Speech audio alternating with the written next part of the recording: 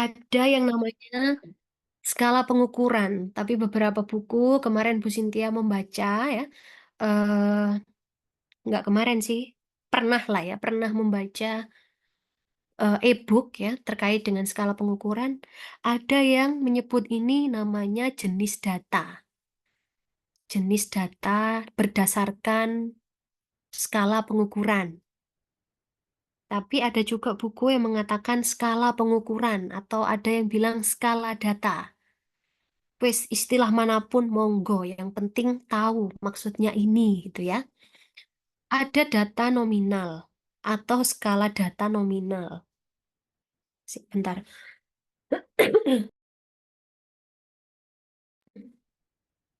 Ada skala data ordinal, ada interval, ada rasio. Nah, ini biasanya mahasiswa yang sulit untuk mengerti ya. Karena untuk yang tahun ini, teman-teman, kakak kelas kalian kan juga bukan diwajibkan, tapi lebih diarahkan untuk publish journal daripada Semhas. Nah, kalau biasanya itu hanya deskriptif saja, potensi untuk diterima oleh jurnal itu kan kecil. Nah, maka memang didorong untuk melakukan statistik inferensial. Nah, salah satunya yang harus kalian pahami adalah skala data ini atau skala pengukuran. Perlu diketahui, di sini ada tingkatannya. Skala data nominal, ordinal, interval, rasio. Ada yang tahu skala data terbesar atau tertinggi itu skala data apa?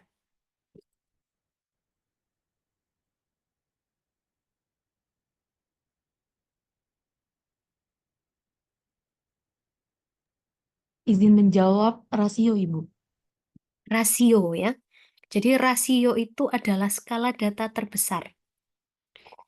Ada juga yang mengatakan skala data tertinggi. Urutannya adalah, ya monggo, terserah kalian. Kalau saya lebih suka nominal, ordinal, interval, rasio. Nominal terkecil, terbesar rasio. Itu ya. Kira-kira bisa ngasih contoh nggak ke saya? Sebelum saya lanjut ke, kok dilanjut ya pasti ada ya. Cuma saya pengen tahu nih, ada nggak dari kalian yang bisa menyebutkan contoh skala data nominal?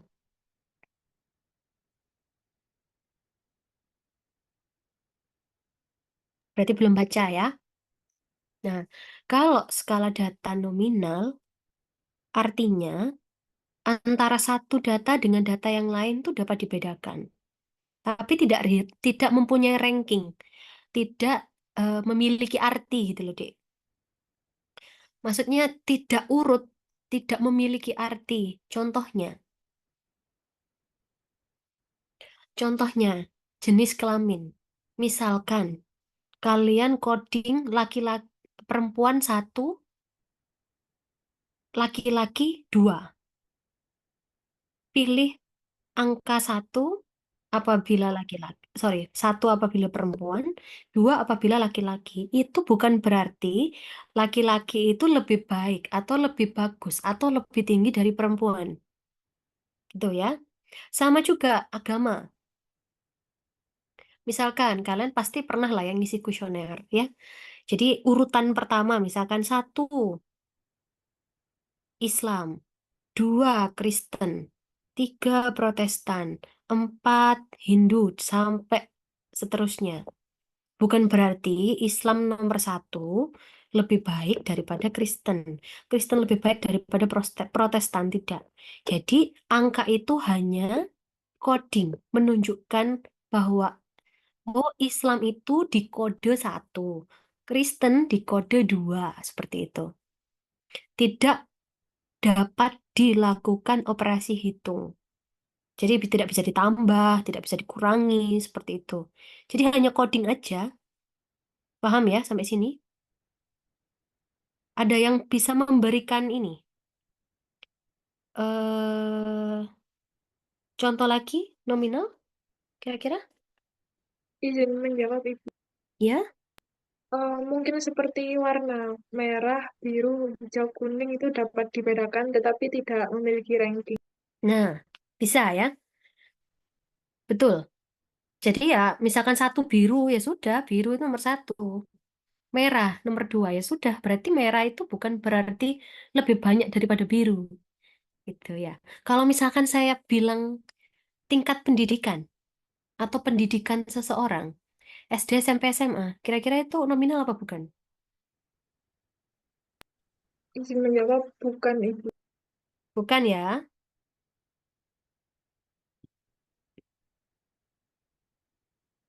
bukan ya. Alasannya kenapa? Karena Di berjenjang ya. SD, SMP, SMA itu berjenjang. Ada maknanya. SD itu lebih kecil daripada SMP. SMP lebih kecil daripada SMA. Tuh ya. Saya harap skala data ini dapat dipahami ya. Kemudian ordinal. Antar satu data dengan data yang lain dapat dibedakan. Data yang diperoleh dapat di-ranking. Cirinya ordinal itu bisa di-ranking atau diurutkan. Data yang diperoleh dapat dilakukan operasi hitung. Misalkan, dalam lomba pemenangnya diberi peringkat satu, 2, dan 3. Iya, satu itu lebih baik daripada juara 2. 2 lebih baik daripada juara 3.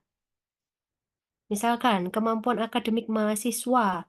Satu pintar, dua sedang, tiga bodoh. Mohon maaf, ini cuma contoh ya.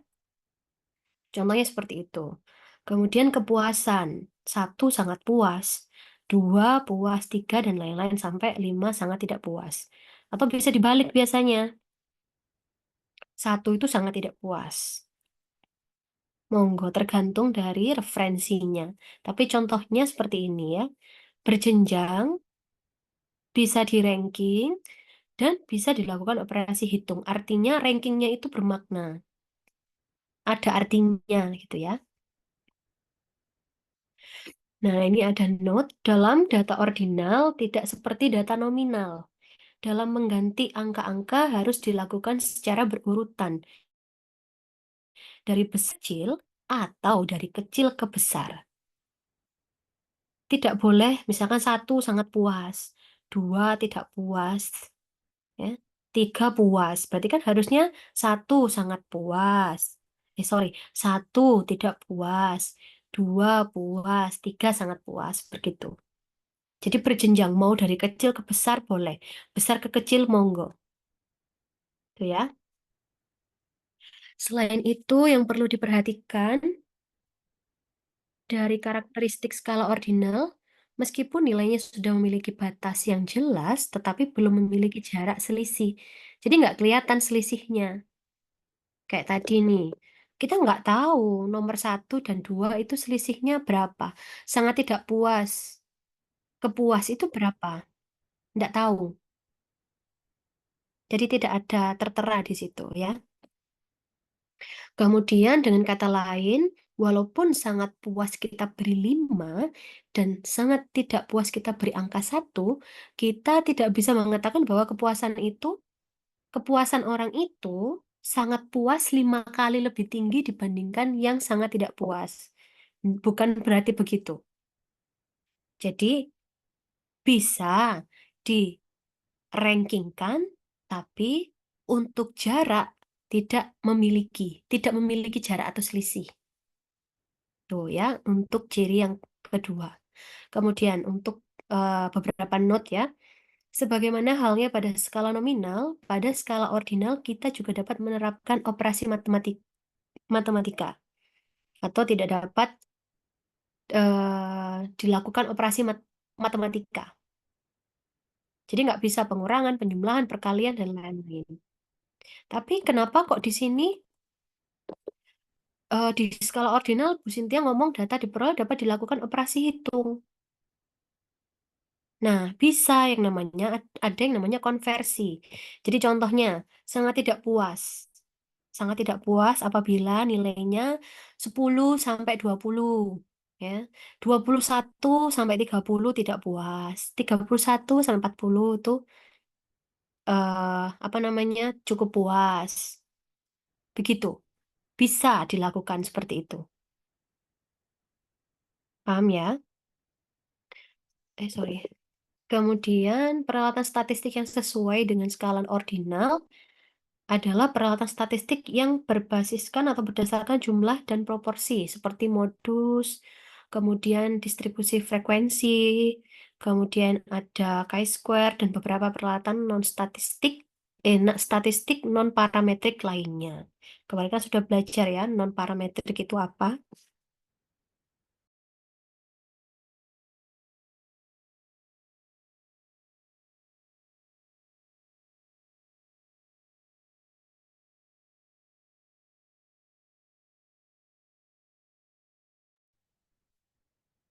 Bentar ya, Dek ya.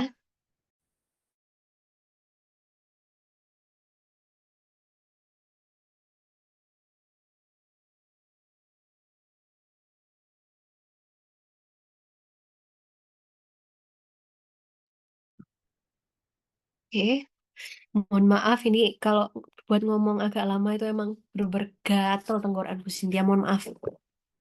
Jadi nggak maksimal ya. Selanjutnya ada data interval. Kalau data interval dari namanya aja ya sudah kelihatan. Skala interval mempunyai karakteristik seperti yang dimiliki oleh skala nominal dan ordinal.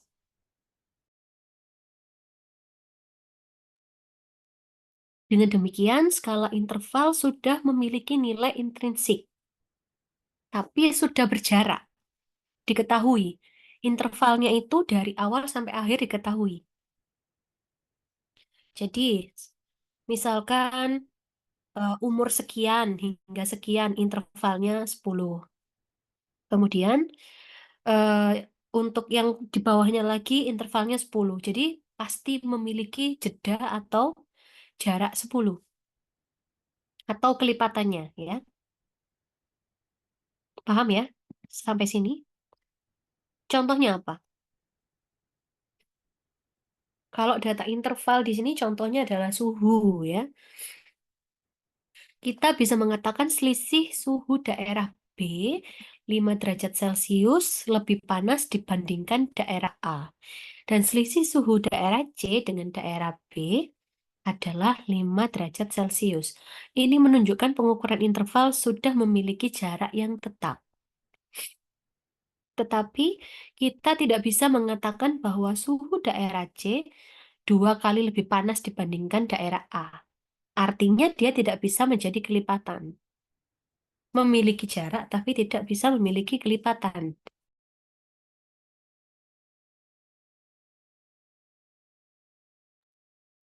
Paham ya teman-teman ya? Kalau nggak paham bisa ditanyakan. Yang terakhir ada skala data rasio. Skala data tertinggi, terbesar tertinggi. Misalkan kalau penelitian kalian memiliki skala data rasio, tidak perlu diturunkan skala datanya. Tetapkan aja menjadi rasio, karena ini udah besar ya, paling besar. Skala data rasio adalah skala data dengan kualitas paling tinggi. Nah, ada yang bilang kualitasnya tinggi, ada yang terbesar, jadi monggo pakai yang mana. Pada skala data rasio terdapat semua karakteristik skala nominal, ordinal, dan interval.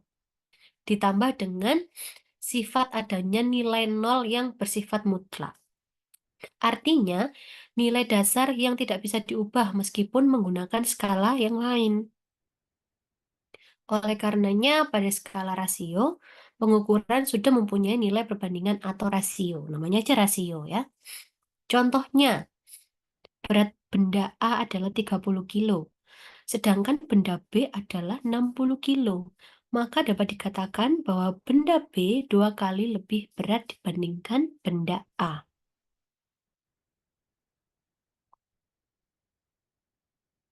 Ini beberapa rangkuman ya, mungkin kalian bisa baca sendiri.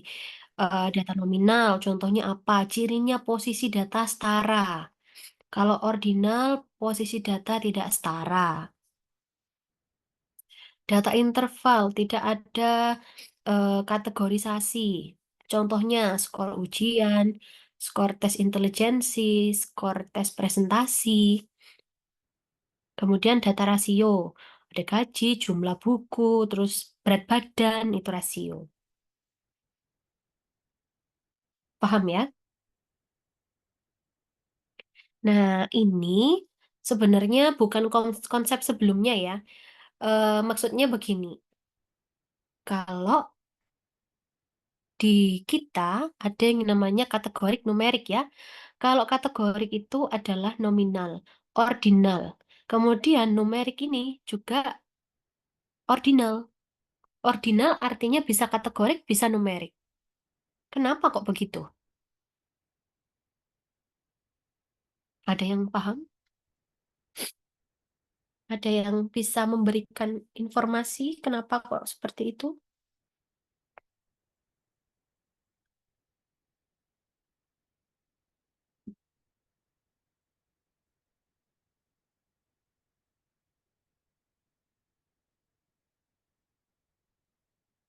Ada yang mau mencoba menjawab?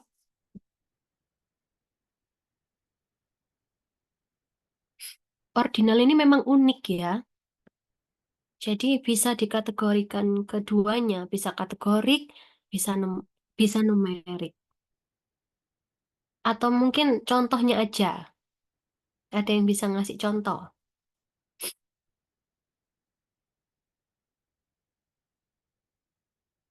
Contohnya tadi ya, kalau masuk ke kategorik. Kan dia dikategorikan sangat puas, puas. Atau netral, terus tidak puas, sangat tidak puas. Nah, itu kan kategorik ya. Betul. Tapi mungkin dikategorikan kepada numerik bisa jadi karena data nominal ini direpresentasikan dengan angka. Misalkan, satu, sangat tidak puas. Ya, dua, sangat, sorry, tidak puas. Tiga, netral misalkan. Maka bisa disebut dengan numerik, begitu. Jadi sifatnya itu dual, memiliki sifat ganda, bisa kategorik, bisa numerik. Gitu ya teman-teman. Nah, untuk yang konsep di SPSS ini, measurement-nya itu bisa dituliskan begini. Ini nanti, mungkin ini dasar untuk kalian sebelum belajar SPSS nanti ya. Misalkan datanya itu jenis kelamin, ya kalian bisa nominal. Kemudian kalau skala datamu interval atau rasio, bisa dipilih scale aja, begitu. Paham ya? Nah, ini beberapa definisi variabel. Wes kalian baca sendiri. Sekarang kalau saya ngomong meja, atau gini, baju. Baju itu variabel bukan?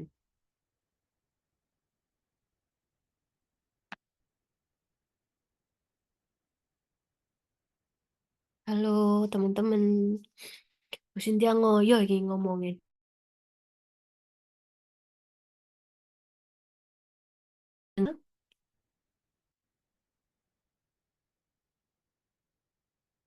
Kok wis hilang teman-teman?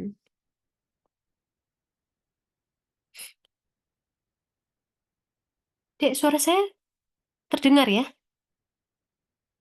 Izin menjawab terdengar, Ibu. Oke. Saya kira hilang ya sinyal saya. Kalau saya ngomong baju, variabel atau bukan?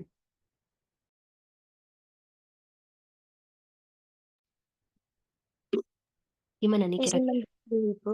Mm-mm, Sepertinya menurut saya kalau baju itu mm-mm. bukan. Mungkin yang variabel itu ukuran baju seperti size S gitu mungkin mungkin ya Ibu.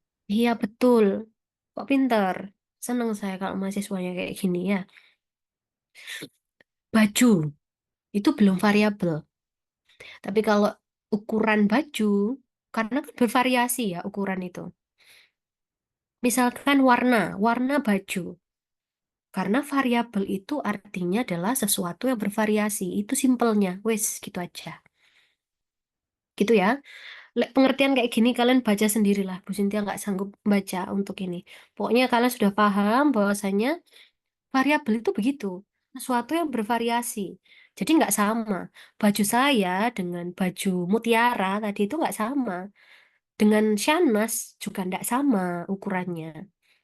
Bisa jadi saya XL, Shanas L, ataupun siapa namanya mutiara bisa S. Jadi beda-beda. Itu namanya variabel. Kenapa? Mengapa kita namakan variabel? Yaitu tadi beda-beda. Sama dengan halnya ketika kita melakukan penelitian.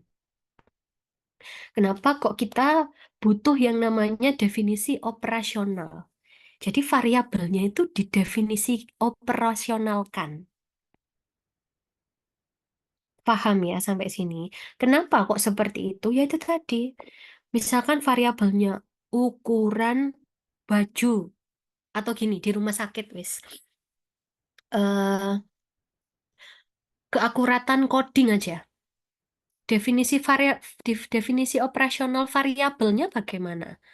Mungkin saya sama Shanas mungkin itu tidak akan sama.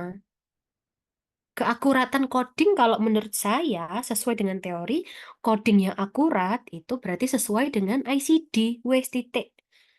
Itu dari saya karena saya sebagai dosen, sebagai ini pengajar.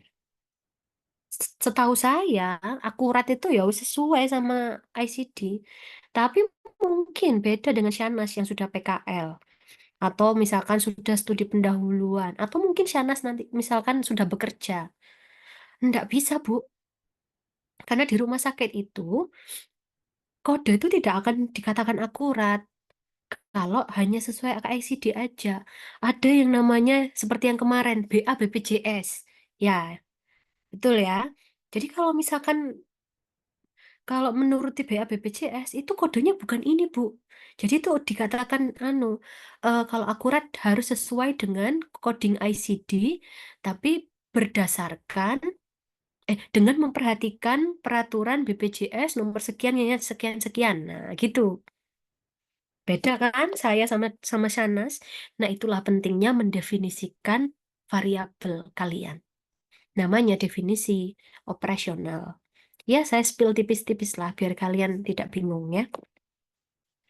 Wes definisinya kalian baca sendiri.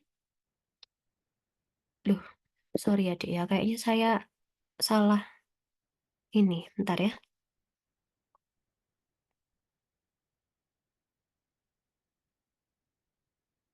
Salah buka PPT, mohon maaf.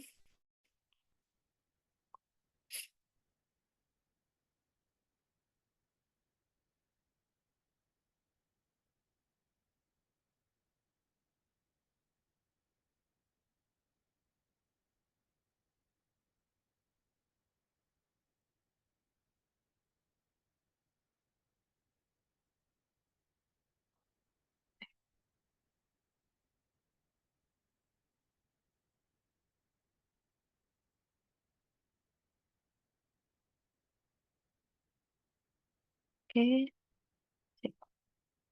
jadi nyampe yang variabel. Oke. Nah, ini juga ada beberapa definisi menurut beberapa para ahli, ya, ada Sugiono, kemudian sampai eh Kerlinger dan Howard. Kalian baca sendiri. Nah, variabel ini ya sebenarnya kalian itu kalau melakukan penelitian itu tidak harus ini. Jadi biasanya itu yang dipakai adalah dependent dan independent ya. Mungkin ada yang pakai moderate. Namanya ada yang moderating, ada yang moderat, ada yang moderator, terserah mau pakai referensi yang mana. Yang pertama, variabel independen. Namanya aja independen. Berarti variabel bebas, ya. Variabel yang mempengaruhi atau yang menjadi sebab perubahan atau timbulnya variabel dependen. Contohnya, pengaruh kelengkapan penulisan diagnosis dengan keakuratan kode diagnosis. Kelengkapan disebut dengan variabel karena mempengaruhi keakuratan. Betul enggak? Mungkin asumsinya adalah semakin lengkap penulisan diagnosisnya, ya akurat codingnya. Bisa tahu karakter keempat, misalkan kalau cedera bisa tahu external cause dan lain-lain begitu. Ya. Sampai sini ada yang perlu ditanyakan? Oke. Variabel bebas, intinya ya ditentukan kalian sendiri. Tapi menentukannya juga berdasarkan teori ya. Atau penelitian yang sebelumnya. Nggak bisa kalian tentukan sendiri. Namanya variabel bebas, Bu. Ya sudah ditentukan sendiri. Boleh. Tapi ada dasarnya. Dasar teorinya. Selanjutnya, ada variabel dependent atau variabel terikat. Variabel yang dipengaruhi atau yang menjadi akibat karena adanya variabel bebas. Nah, hubungannya bisa dilihat nih. Variabel bebas, kemudian di sini ada yang namanya variabel terikat. Paham ya? Contohnya, di sini ada komitmen bekerja, kemudian ada produktivitas kerja sebagai variabel dependent atau terikat.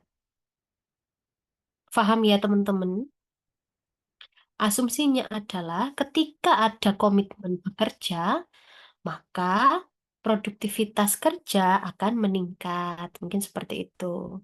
Jadi intinya komitmen ini mempengaruhi produktivitas. Gitu ya teman-teman ya. Oke, mudah-mudahan paham. Karena udah malam. Selanjutnya ada variabel moderate. Nah, ini jarang banget digunakan selama ini D3 jarang, tapi kalau beberapa itu digunakan, ya nggak apa-apa. Variabel moderator atau moderate disebut juga dengan variabel independen kedua, yaitu variabel yang mempengaruhi hubungan. Menurut Sugiono, variabel moderasi atau moderate atau moderator adalah variabel yang mempengaruhi atau memperkuat, tapi juga bisa memperlemah hubungan antara variabel independen dengan dependen. Contohnya,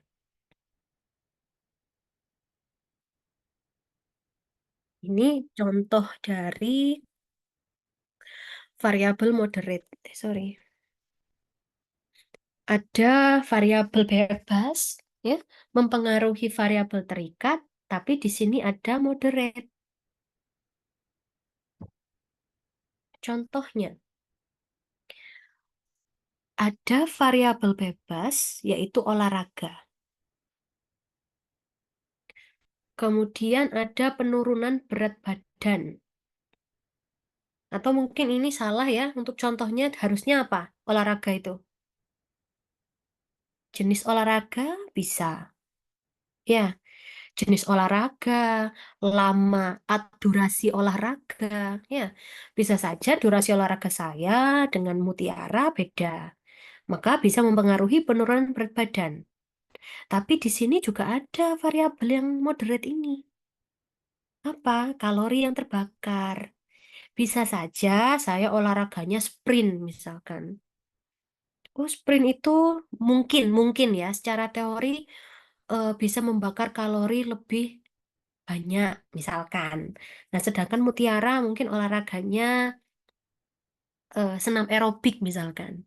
Kan akan beda ya nanti ke hasil penurunan berat badannya karena dipengaruhi ini tadi kalori yang terbakar. Ini bagaimana Bu penentuan untuk variabel moderate? Ya sama ya, sesuai dengan teori, berdasarkan teori atau penelitian yang sebelumnya. Oke, contohnya lagi, misalkan perilaku suami. Biasanya kalau contoh-contoh dalam kehidupan sehari-hari ini teman-teman lebih paham ya. Perilaku suami mempengaruhi perilaku istri. Iya, suaminya eh, peka, ya istrinya pasti bahagia. Kemudian, tapi juga ada variabel moderate, yaitu jumlah anaknya. Atau mungkin moderate yang lainnya apa kira-kira? Atau ini tingkat ekonomi keluarga bisa ya. Mau ditaruh di moderate, mau ditaruh di variabel bebas bisa. Contohnya, pengaruh perilaku suami dan jumlah anak terhadap perilaku istri. Boleh. Gitu ya. Makanya moderate ini jarang digunakan. Karena disebut dengan variabel bebas yang kedua. Habis moderate, sekarang ada variabel intervening atau penghubung. Variabel yang secara teoritis mempengaruhi hubungan antara variabel independen dengan dependen menjadi hubungan yang tidak langsung dan tidak dapat diamati dan diukur. Contoh, kayak gini. Penghasilan, ada gaya hidup, ada harapan hidup. Kemudian ada variabel moderate. Dipengaruhi juga oleh budaya dan lingkungan tempat kerjanya. Juga mempengaruhi gaya hidup. Bisa dibayangkan di sini?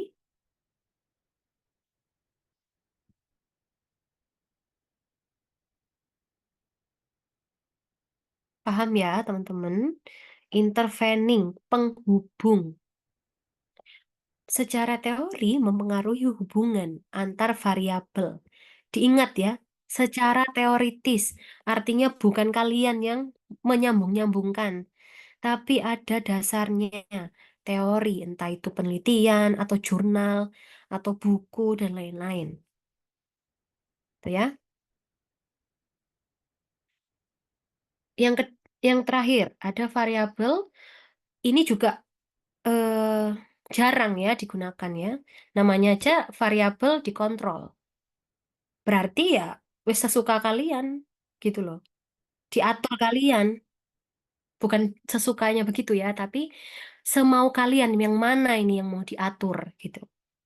Variabel yang dapat dikendalikan atau diatur sehingga pengaruh variabel independennya terhadap dependen tidak dipengaruhi oleh faktor eksternal atau faktor yang tidak kalian teliti gitu.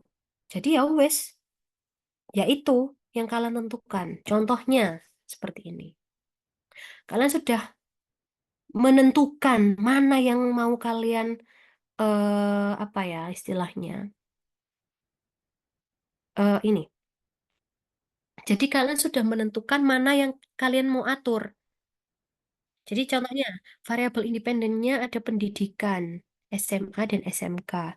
Kemudian mempengaruhi keterampilan mengetik. Tapi di sini ada variabel yang kalian tentukan. Naskahnya bagaimana, tempatnya gimana, komputernya kalian samakan atau kan nggak mungkin ya, satu pakai komputer, satu pakai laptop. Nah itu nggak boleh. Jadi kalian tentukan sendiri gitu. Terus diatur intinya. Atau mungkin usia. Oh, sama-sama usianya harus rentang 30 sampai 35 aja. Nah, gitu. Gitu ya. Ini contoh yang lain, metode daring dan luring ya. Ini mempengaruhi tingkat penguasaan materi. Nah, di sini ada yang namanya variabel yang kalian kontrol. Kemudian kalian eh, tentukan. Oh, ini berdasarkan kelas. Kelas piro? Oh, ya wis kelas satu tok ae. Semester berapa? Ya kalian tentukan. Oh, semua semester. Oh, atau yang semester 3.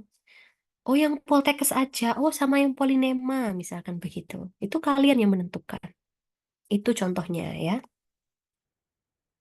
Nah, kalau dari beberapa yang tadi sudah kita pahami, kita pelajari, bisa dirangkum ya, atau disimpulkan. Sebenarnya ada beberapa referensi yang mengatakan data itu merupakan kumpulan informasi tapi mentah gitu. Jadi ada lanjutannya, kumpulan informasi mentah yang diperoleh dari berbagai sumber. Intinya belum diolah ya. Data itu bisa berupa angka, teks, gambar, atau bahkan suara. Sedangkan variabel Dapat berupa jenis kelamin, usia, tekanan darah, atau tingkat stres. Data dan variabel adalah dua elemen penting dalam penelitian ilmiah yang memungkinkan kita untuk menjawab pertanyaan penting, mengembangkan strategi pencegahan dan intervensi, dan membuat keputusan berbasis bukti. Mungkin itu dari saya. Ada yang ingin didiskusikan, teman-teman?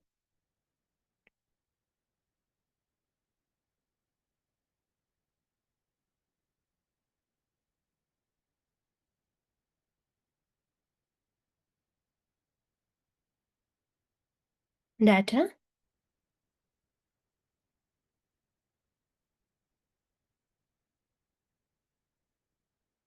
Oke, kalau tidak ada, Bu Cynthia sudah mengupload untuk panduan ya. Sorry, kok panduan? Modul. Di akhir modul itu ada yang harus kalian kerjakan. Sebentar. Modul.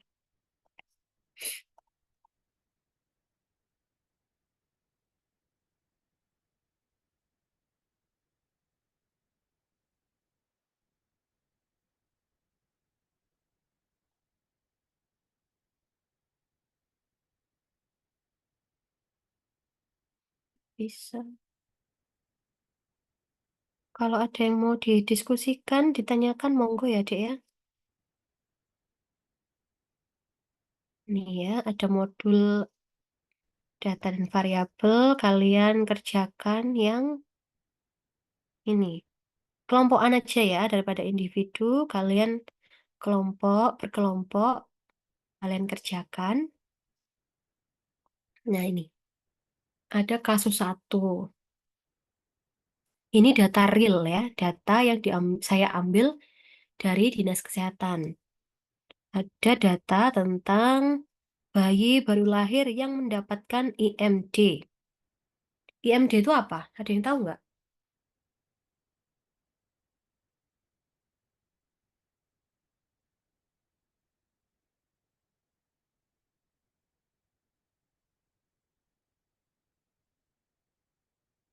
IMD, inisiasi menyusu dini, teman-teman ya. Jadi intinya di situ di data bayi yang baru lahir berapa, yang mendapatkan IMD berapa, gitu. Nah, berdasarkan data di puskesmas mana persentase bayi yang baru lahir mendapatkan IMD yang paling rendah, kalian latihan dulu lah tentukan ini bagaimana ya. Identifikasi yang merupakan data dan variabel. Faktor-faktor yang memungkinkan berkontribusi terhadap rendahnya persentase IMD di puskesmas itu apa aja? Kemudian, berdasarkan analisis Anda, buatlah 3 rekomendasi untuk meningkatkan cakupan itu. Tuh ya, sumbernya dari mana, Bu? Kita kan nggak tahu. Ya bebas, mau dari jurnal. Kalau mau dari jurnal ataupun hasil penelitian orang lain, tolong disertakan ininya, apa namanya, sumbernya. Sorry untuk yang ini, karena masuknya problem based learning, saya buat agak lama nanti untuk tenggatnya. Kurang lebih mungkin saya buat 1 bulan lah. Pokoknya sebelum UTS paling lama. Jadi monggo disubmit aja meskipun tenggatnya itu sudah habis misalkan, boleh. Pokoknya sebelum UTS. Ya, karena ini problem based. Jadi kalian harus mencari ya bagaimana faktor-faktornya. Ini kan juga berarti kan harus baca jurnal kalian. Kan nggak bisa kalian tentukan sendiri karena kalian kan tidak melakukan pendataan data secara mandiri. Berarti kan ini data sekunder yang dikumpulkan orang lain. Tuh ya. Sama halnya juga dengan kasus yang nomor 2. Ini seorang RMIK membantu penelitian tentang keakuratan. Ini juga data real dari bulan November 2023 hingga Januari 2024. Ini data real dari Puskesmas Ninoyo. Nih ya, dari sini Berapa persen kode diagnosis yang akurat? Ini kan sudah jelas ya sebenarnya. Kode diagnosis kurang spesifik pada digit keempat. Kira-kira akurat nggak kalau kayak gitu?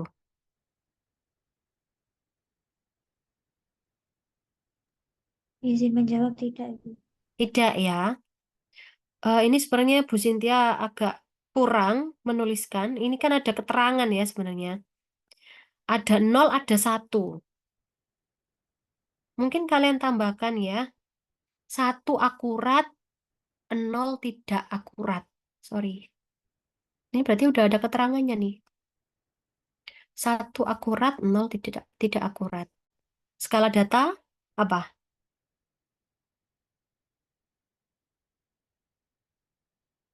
Apa kira-kira?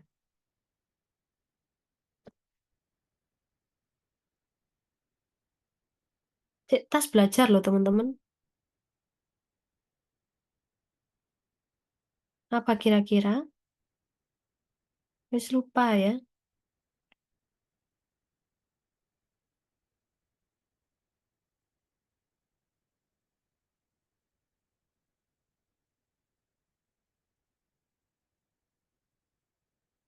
Halo.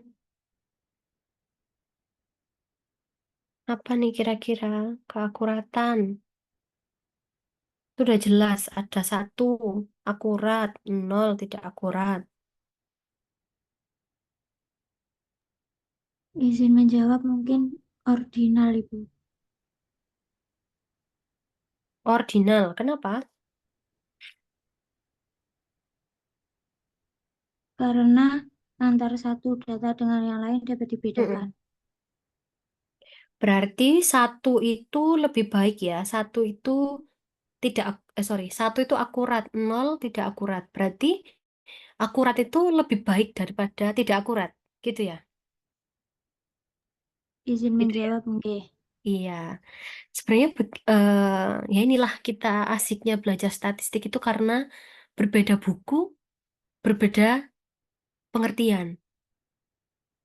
Kebanyakan mahasiswa atau teman-teman itu mengatakan bahwa ini nominal, padahal ordinal ya seharusnya ya. Ada urutan, tingkat keakuratan ya. Udah jelas sebenarnya. Paham ya? Oke, kalau tidak ada yang ditanyakan untuk biostatistik, mungkin kita lanjut aja ya ke ini sekarang coding khusus tertentu ya, teman-teman. Apa mortal? Izin menjawab khusus tertentu, Ibu. Oke, khusus tertentu ya, karena saya takutnya lupa karena khusus tertentu, sorry, karena mortal itu saya jatahkan besok ya, karena agak rumit juga, karena kalau malam pasti kalian sudah ngantuk ya. Nah, mungkin kalian sudah membaca PPT khusus tertentu ya. Memang banyak yang harus dibaca. Sebentar, Cynthia buka dulu.